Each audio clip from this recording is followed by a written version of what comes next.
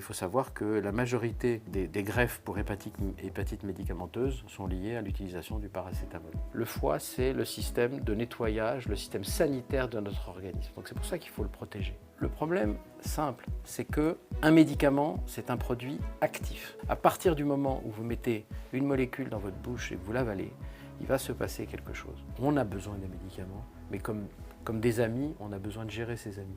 Chers amis, bonjour et bienvenue pour cette émission exceptionnelle puisque nous allons aborder un sujet très peu traité dans les grands médias, traité parfois dans le cabinet de votre médecin et qui concerne l'hépatotoxicité de vos traitements médicamenteux.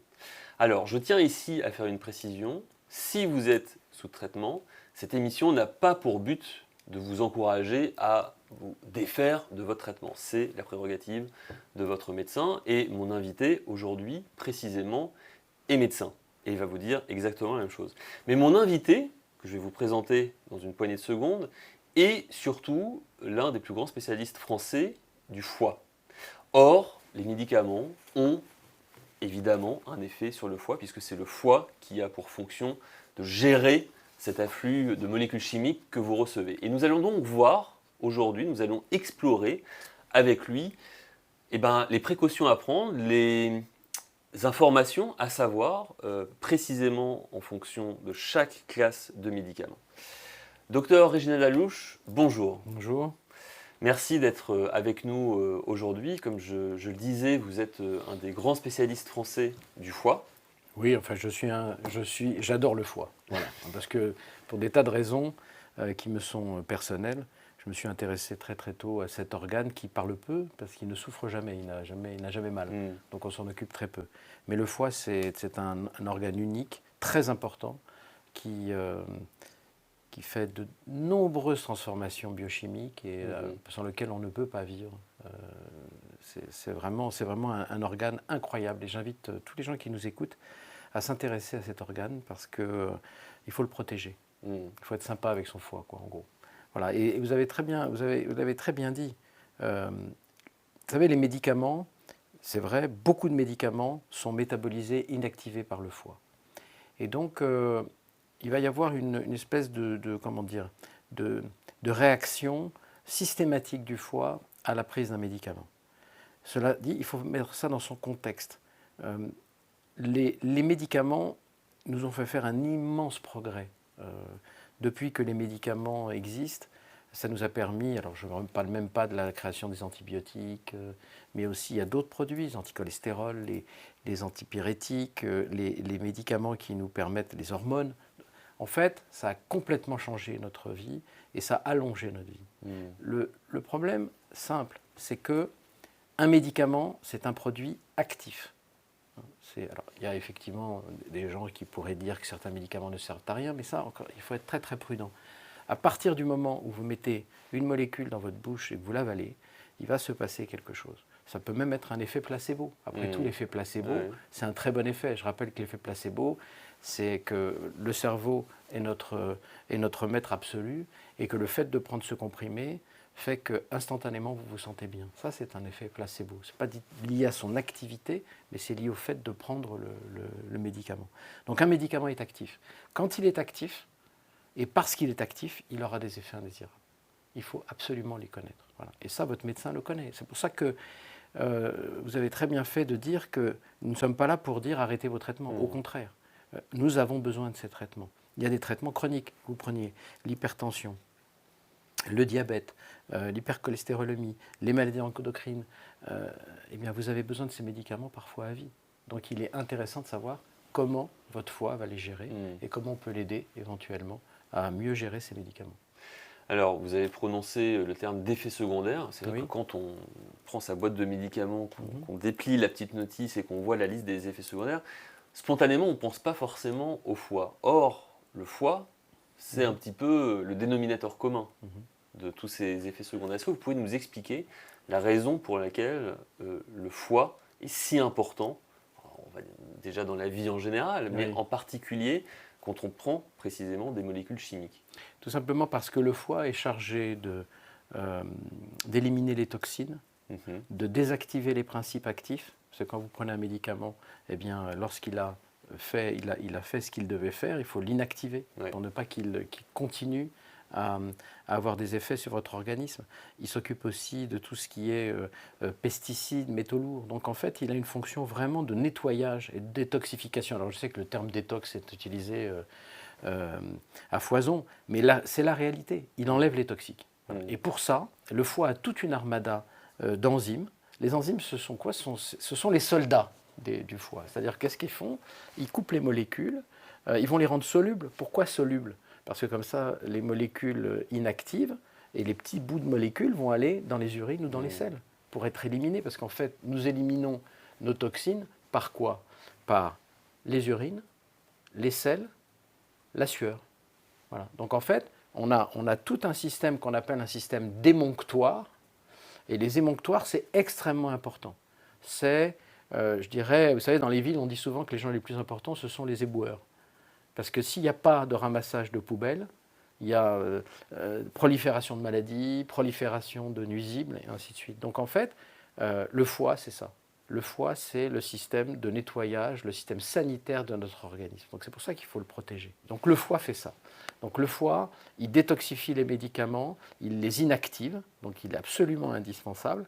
Et pour ça, je reviens sur mes enzymes, il a tout un système, une armada d'enzymes qui sont réunis sous le terme de cytochrome P450. Je crois qu'on va en reparler.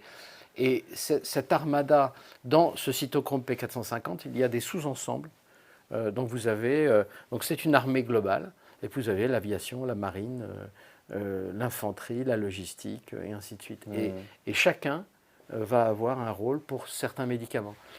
Certains enzymes vont s'occuper des psychotropes, certains enzymes des bêta-bloquants, certains enzymes. Vous voyez? Donc en fait, le foie est absolument indispensable. Et la force aujourd'hui de nos médicaments, c'est que lorsqu'un industriel de la pharmacie met un médicament en vente, il doit avoir l'autorisation de mise sur le marché. Et pour ça, il faut qu'il fasse tous les tests pour voir justement la toxicité, l'évaluer. C'est pour ça que vous avez toute la fiche, vous savez, avec les effets indésirables.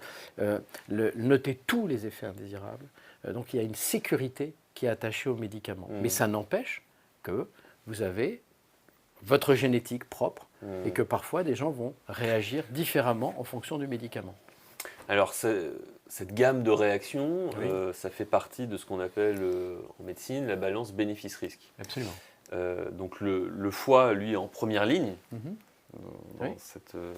face à cette balance. Vous allez me dire si je me trompe, mais cette balance bénéfice-risque, elle est, outre le médicament lui-même, déterminée par la durée du traitement et par la dose du médicament pris. Sauf que, évidemment, cette balance bénéfice-risque et surtout ce rapport entre la durée du traitement et la dose diffère d'un médicament à l'autre, d'une classe de médicaments à l'autre. C'est la raison pour laquelle vous avez enregistré une série de vidéos inédites consacrées à chacune de ces classes de médicaments. Mais pour que ceux qui nous regardent aujourd'hui comprennent l'importance de ces deux paramètres, je vous propose qu'on parle d'un exemple qui concerne le plus grand nombre, qui est celui du paracétamol. Ah, le paracétamol. En fait, oui, effectivement, il y a beaucoup de classes de médicaments, et cette classe paracétamol, le paracétamol, c'est le médicament le plus employé en France. Tout simplement parce qu'il est antalgique, il lutte contre la douleur, et il est antipyrétique contre la température lorsqu'on a une angine ou une fièvre, ou une grippe ou n'importe quoi. Et donc il est en vente libre et il est inclus dans à peu près plus de 200 spécialités pharmaceutiques, donc marques en fait. Donc il est soit seul, soit associé. Alors pourquoi? Alors le paracétamol, je dirais presque que c'est l'exemple le plus caractéristique et le plus simple en fait pour le foie, parce qu'il n'est métabolisé que par le foie. Et il a le paracétamol qui est très utilisé, mais il y a un risque quand on prend du paracétamol. Si on dépasse 4 grammes de paracétamol par jour, eh bien à ce moment-là, on a des risques d'insuffisance hépatocellulaire, parce que c'est vraiment toxique pour le foie. 4 grammes, c'est 4 comprimés pour 4 un adulte. comprimés de 1000. Ouais. Voilà. Et donc, il y a d'ailleurs l'Office français des médicaments antalgiques qui est une organisation qui a proposé qu'il y ait sur les boîtes un warning en fait, pour ne pas dépasser ces 4 grammes. Et je crois qu'ils ont raison. D'ailleurs, ils font une recommandation.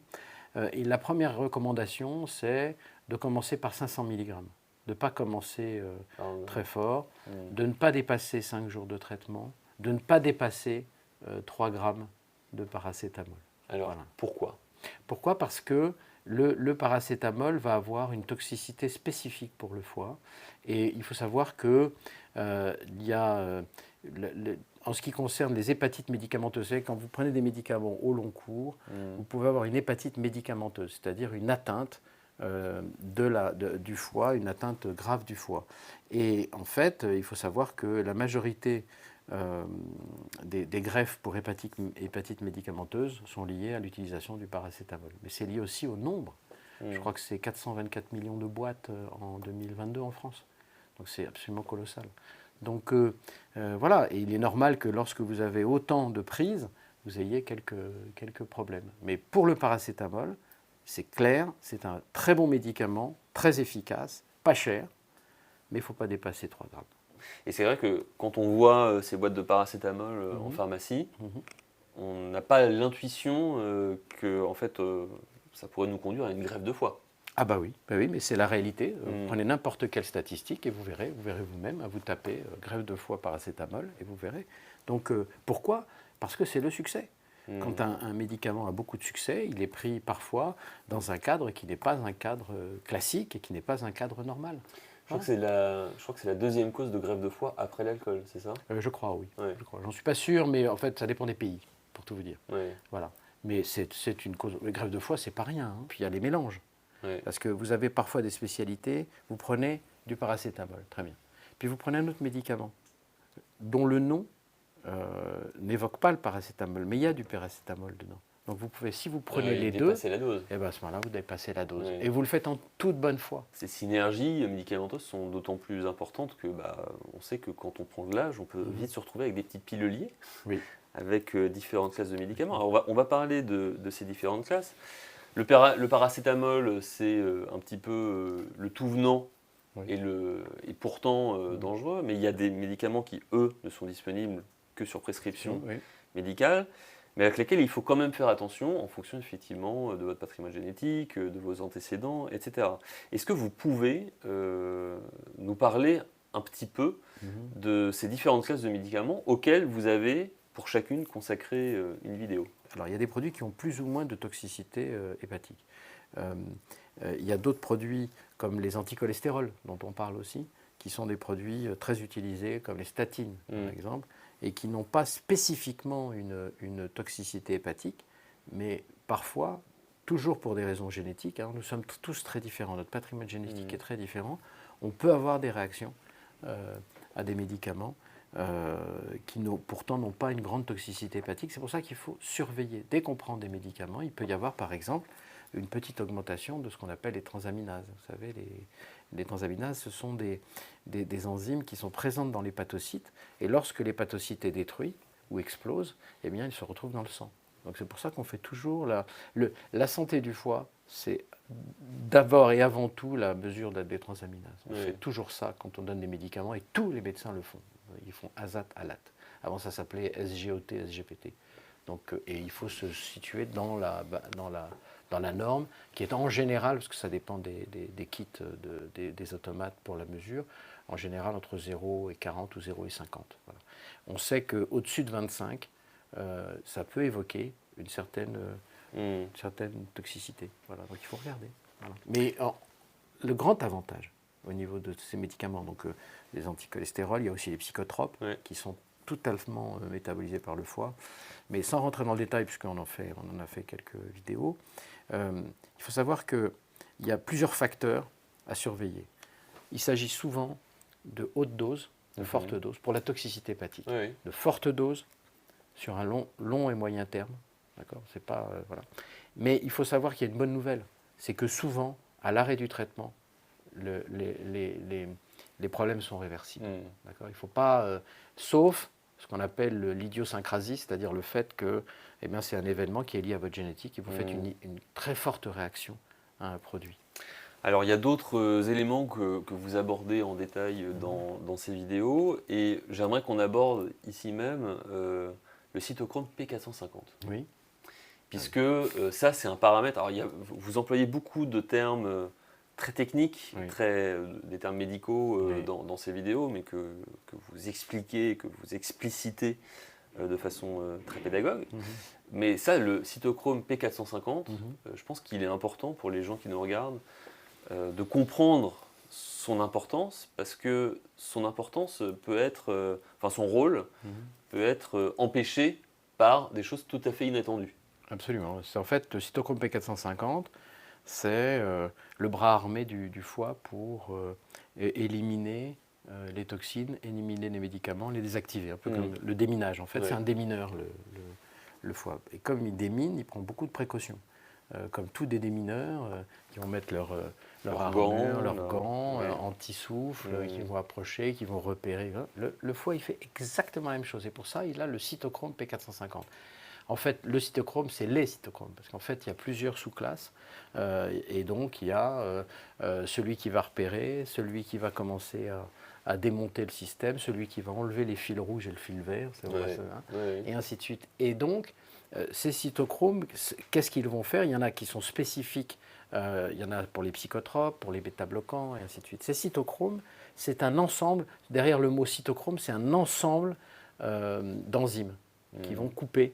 Pourquoi? Parce que quand vous avez un produit toxique, quel qu'il soit, vous allez le découper et puis vous allez le rendre soluble pour qu'il aille dans les urines ou dans les selles ou même dans la sueur, donc, ce qui sont de l'eau. Donc, et pour ça, il faut ce cytochrome qui va faire, ces cytochromes qui vont faire ce travail. Alors les cytochromes, le point c'est qu'il y a effectivement des éléments qui vont un peu inhiber leur action et d'autres qui vont booster leur action. Et donc, par exemple, vous savez, ça c'est un peu tarte à la crème, mais le jus de pamplemousse, par exemple, c'est un jus qui va empêcher le cytochrome P450 de faire son travail. Donc, qu'est-ce que ça veut dire si le cytochrome P450 fait moins son travail? Je ne dis pas fait plus, mais fait moins son travail. Eh bien, le médicament actif qu'il était chargé de déminer, eh bien, va rester actif plus longtemps. Voilà. Donc, en fait, on va, sans le savoir, on va faire en sorte que le produit soit beaucoup plus actif. D'accord? Donc, il y a des éléments qui vont pousser le cytochrome P450 et des éléments qui vont inhiber le cytochrome P450. Et c'est un peu ce qu'on décrit dans les vidéos sur les éléments qui peuvent booster et inhiber. Et je pense que c'est très important que les gens comprennent que cette chimie-là, cette biochimie-là, elle est extrêmement importante quand on prend un médicament. Parce que si on n'avait pas le cytochrome P450, les médicaments resteraient actifs. Et à ce moment-là, ils auraient probablement des effets cumulés. Parce que quand je vous ai parlé de dose, je vous ai parlé de longueur, c'est que vous comprenez bien que si votre cytochrome P450 n'est pas très actif et que vous accumulez quelques éléments du médicament, jour après jour, il va commencer à s'accumuler et avoir un effet comme si vous aviez doublé la dose, par exemple. Voilà.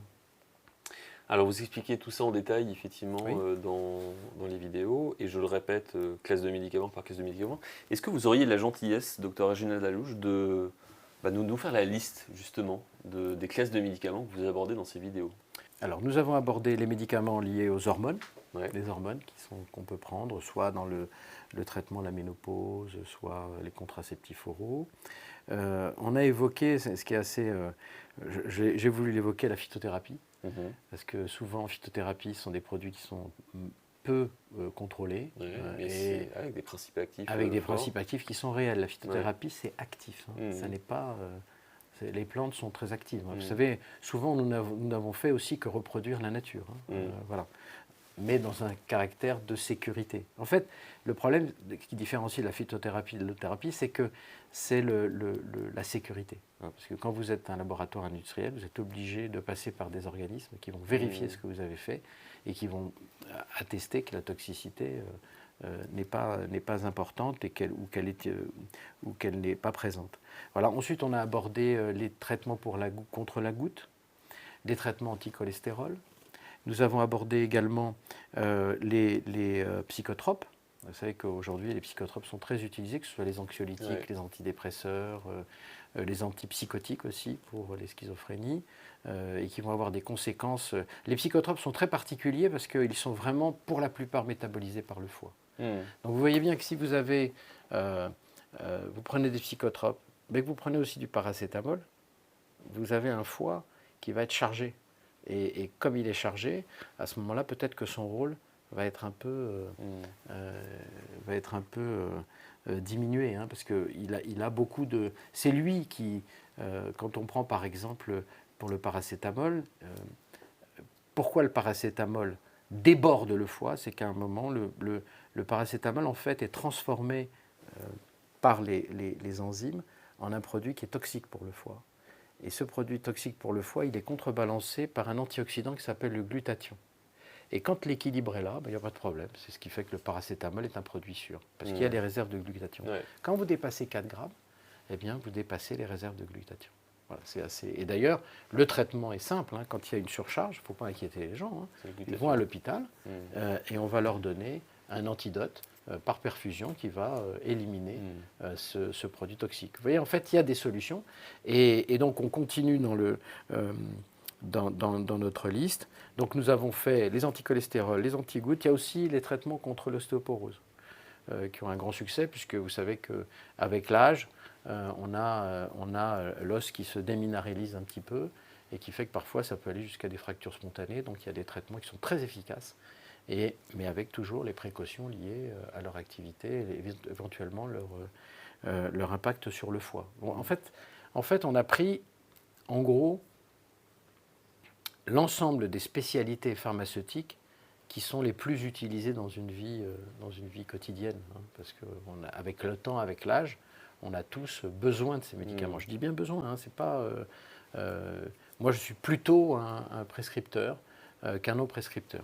Alors, je sais que les patients, beaucoup de patients détestent les médicaments parce qu'ils ont l'impression que... Mais la réalité, c'est que quand on a une hypertension, il vaut mieux prendre un antihypertenseur. Quand on a du cholestérol et qu'on a des facteurs de risque, il vaut mieux prendre un anticholestérol. Quand on a de la goutte et qu'on souffre, eh bien, il faut prendre des antigouttes, que ce soit de l'allopurinol ou de la colchicine. Mais tout ça nécessite... L'idée de ces vidéos, c'est non pas de dire aux gens, non, les médicaments ne sont pas dangereux. La plupart du temps, ce sont des cas rares, mais il faut en tenir compte. Voilà. Vous voyez ce que je veux dire? C'est pour ça que vous incitez sur le cytochrome, mais vous avez raison.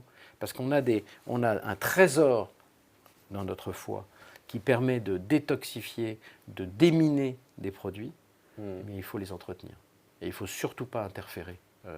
Et c'est pour ça que les mélanges de médicaments, vous savez que les interactions médicamenteuses, c'est la première chose qu'un médecin analyse quand il vous donne des D'ailleurs, il y a des bases de données aujourd'hui. Vous rentrez les médicaments que vous prenez, vous avez des interactions médicamenteuses. C'est très, très important parce que si, par exemple, vous avez... un état de fatigue, le fond de l'œil un peu jaune, vous démangez, vous avez des démangeaisons, vous pouvez avoir ce qu'on appelle une cholestase, c'est-à-dire que le foie n'arrive pas à excréter la bile, qui est un signe de souffrance hépatique. Vous voyez? Donc, des petits signes. Encore une fois, la bonne nouvelle avec les médicaments, c'est que c'est réversible. Vous arrêtez le traitement, vous voyez votre médecin, et les choses s'arrangent. Dans la plupart des cas. Alors, bien entendu, en médecine, on peut tout voir. Hein. Voilà. Dans la catégorie des médicaments utiles, voire indispensables, qu'il faut surveiller, il y a aussi les anticancéreux, je crois. Ah, les anticancéreux, bien sûr, parce qu'aujourd'hui, c'est la rançon du succès. C'est que le cancer, aujourd'hui, c'est une maladie dont on peut guérir. Hein. Il faut voir les performances sur le cancer du sein, qui a complètement changé en 20 ans. Et parfois, il y a des médicaments qui sont prescrits pendant 5-10 ans. Pour des patientes qui ont un cancer du sein, hormonodépendant pour les défendre contre une récidive. Et ces médicaments, bien entendu, vont être métabolisés par qui? Par le foie. Et donc, il faut entretenir son foie, justement, pour qu'on puisse prendre ces traitements long cours, qui sont des traitements absolument indispensables. Les anticancers, aujourd'hui, sont devenus extrêmement efficaces. Il y a l'immunothérapie qui est arrivée. Et donc, le foie, là aussi, va être sollicité. Donc, c'est pour ça qu'il faut protéger son foie. Et protéger son foie, c'est... on en a parlé dans les vidéos, c'est une forme d'alimentation optimisée pour le foie, c'est de l'exercice physique, c'est beaucoup de choses. Et c'est ça qui fait que votre foie restera un athlète et que cet athlète continuera à vous donner de bons et loyaux services pendant des années. Je voudrais juste faire remarquer une chose. Vous savez quel est l'organe qui vit le plus longtemps, qui vieillit le mieux et qui vit le plus longtemps dans l'organisme? C'est le foie. C'est le tube digestif et le foie. Parce que si vous avez 120 ans, vous aurez encore des selles. Parce que si vous n'avez plus de selles, vous allez mourir. Et c'est l'occlusion, et ainsi de suite. Et donc, mais ça a un prix. C'est très très drôle. C'est que, on a parlé de la séquestration sur la clinique. Et en fait, le tube digestif, il prélève des choses pour lui, pour rester en vie le plus longtemps possible. Les protéines. Et voilà, à partir de 60 ans, sur 100% de protéines que vous avalez, que vous ingérez, il en prélève 50%. C'est une taxe, c'est un impôt. Alors qu'avant 60 ans, c'est 25%. C'est pour ça que lorsqu'on a plus de 60 ans, on doit, pour protéger justement son tube digestif, mais aussi ses muscles, parce que si le tube digestif prend 50% des protéines, il en restera beaucoup moins pour les muscles. C'est pour ça qu'on est fatigué après 60-65 ans. En général, bien sûr, il y a des gens qui sont en pleine forme à 65 ans, à 70 ans, à 80 ans. Mais la réalité, c'est que, pourquoi je donne cet exemple? C'est parce que c'est un tout. C'est-à-dire qu'on ne peut pas dire « Ah, je fais attention au foie. Ah, je fais attention. » Non, non, c'est un tout. Il faut une vie saine, c'est une vie où on tient compte de beaucoup de facteurs pour pouvoir justement avoir une vie agréable. Parce que c'est bien de vieillir, mais il faut vieillir dans de bonnes conditions. Et donc c'est pour ça que les médicaments, ce que nous avons fait avec ces vidéos, ça n'est pas de dire aux gens « Ah, les médicaments, c'est là. » Non, non, au contraire, on a besoin des médicaments, mais comme des amis, on a besoin de gérer ces amis. On a besoin de savoir qui ils sont, à quel moment ils peuvent rentrer chez vous, à quel moment ils doivent partir de chez vous. Et ça, c'est ce que fait le foie, en fait. Le foie, c'est ça qu'il fait. Eh bien, merci, cher docteur Réginald Alouche. Et maintenant, je me tourne vers vous, chers spectateurs, puisque vous vous demandez sûrement comment accéder aux 13 vidéos spéciales réalisées par le docteur Réginald Alouche.